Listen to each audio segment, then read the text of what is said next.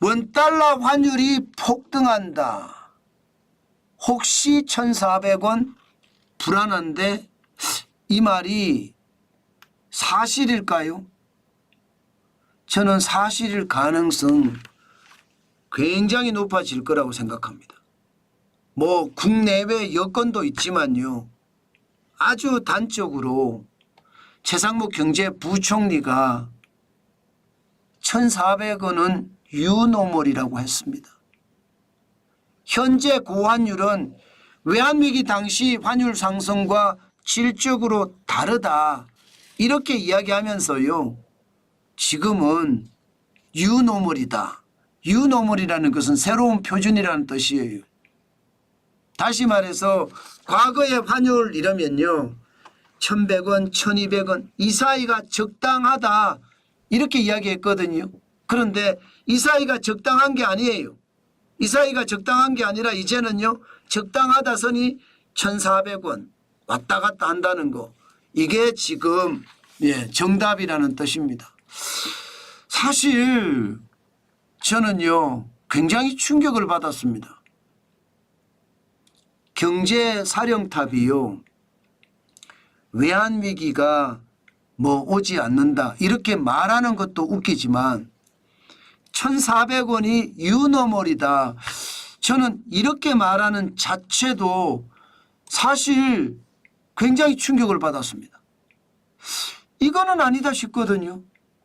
경제사령탑은요. 말을 굉장히 조심해야 됩니다. 다른 누구보다 말을 조심해야 돼요. 예, 말을 하고 싶어도 말을 아끼는 게 경제사령탑이거든요.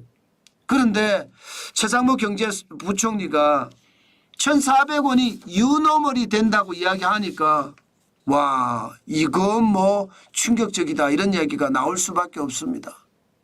여러분 환율이 이렇게 말하니까요. 11월 1일 현재 1,379.4원이죠. 지금 시장에서는 NDF까지 NDF면 여기에 차액 거래는 선물한 시장이거든요. 여기까지 합치면 1,380원까지 올라가 있습니다. 이제 대통령 선거 미국의 대통령 선거가 며칠 안 남았습니다. 예, 우리 시간으로 따지면 내일 모레죠. 이틀 남았네요. 그러면 만약에 트럼프 전 대통령이 재선에 성공하면요. 환율은 1,400원 가는 것은 시간 문제로 봐야 되는 것 아니냐 이렇게 봅니다. 여러분도 알다시피 환율이 1,400원을 넘긴 것은요. IMF 외환위기 때가 있었고요. 글로벌 금융위기 때가 있었습니다. 글로벌 금융위기 그리고 2022년 10월 채권위기 때 그때가 레고랜드 사태 때 그때가 1,433.1원이 있었습니다. 그런데 앞으로 1,400원 또 올라간다고 이야기하니까 이게 불안하다 이런 이야기가 나올 수밖에 없죠. 나올 수밖에 없죠. 한국은행 총재도 좀 비슷한 이야기를 해요. 한국은행 총재도요. 이창용 총재도 무슨 이야기를 하느냐. 환율에 대응하는 방법을 타깃보다는 변동성에 중점을 두겠다 이렇게 얘기했습니다. 타깃이란 말은 특정 환율 목표치 그러니까 1,300원 밑으로 떨어뜨리겠다 이렇게 안 하겠다는 거예요. 변동이 심하면 심할 때만 관여하겠다는 이야기입니다. 그동안은 이창용 한국은행 총재는 원달러 환율을 보면 환란 생각이 난다 그런 이야기를 했었는데 최근에 기조가 바뀌었죠. 다시 말해서 1,400원은 지금 이창용 한국은행 총재도 특별한 이유 없이 가게 만들겠다 이런 뜻도 거기에 포함되어 있는 것 같아요. 그 이유는 둘 다 최상목 경제부총리든 이창용 한국은행 총재든 둘 다 하는 말이 외환보유고액 많지 않느냐. 외환보유액이 2024년 9월 현재 4,199억 7천만 달러가 아니냐 이렇게 이야기하면서 외환위기는 걱정 없다. 이제는 과거하고 분명히 다르다. 그렇기 때문에 1,400원이 유노멀이다 이렇게 이야기하는 거거든요. 저는 여러분 솔직히 저는 그 말에 동의하기 어렵습니다. 왜 동의하기 어려운가 하면요. 수출을 위해서 1,400원 이상으로 맞춰 나가는 것은 맞을 수가 있습니다. 그렇지만 대한민국에는 수출이 중심이 아니거든요. 물론 수출이 중심이긴 하죠. 많기는 해요. 그러나 내수보단 적습니다. 전체 경제 성장률에 차지하는 비중이 내수가 50%를 왔다 갔다 하거든요. 50% 넘을 때도 있지만 평균 한 50% 생각하면 됩니다. 수출은 최대 45%예요. 그렇게 생각을 하면 내수를 살려서 경제를 살려가는 것 굉장히 저는 중요하게 보거든요. 물론 수출은 잘 된다는 보장이 계속 있어야 되는 거고요. 예, 그런 상태로 본다면 환율을 고환율로 맞춘다. 이것은요.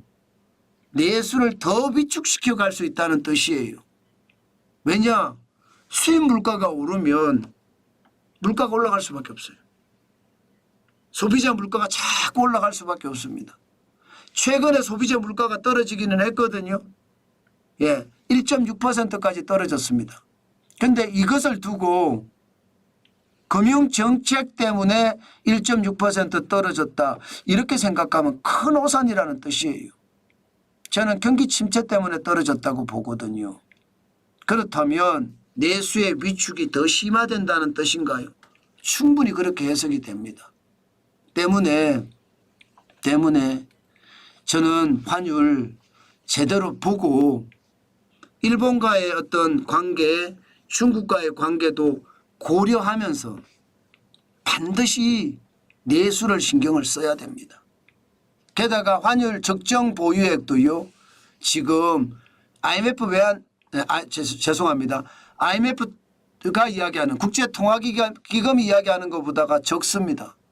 지금 2022년이 97%예요.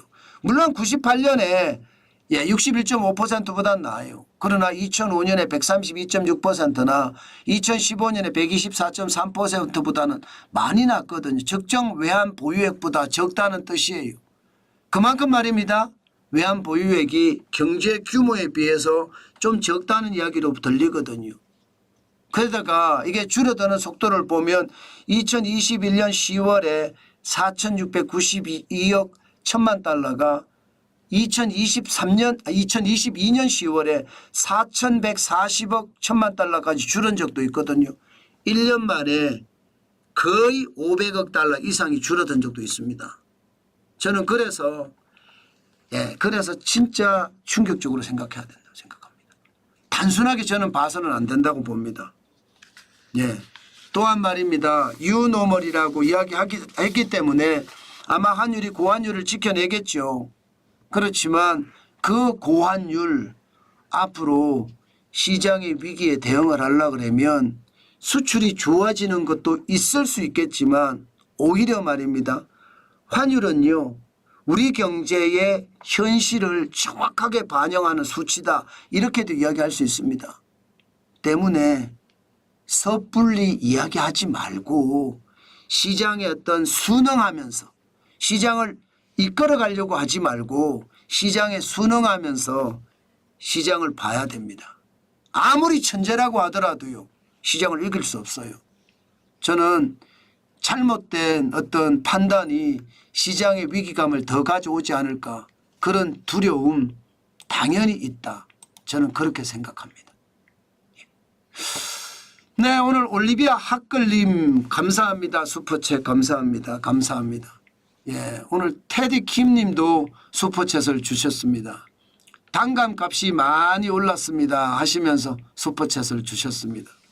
예, 오늘도 여러분들 진짜 슈퍼챗 감사합니다.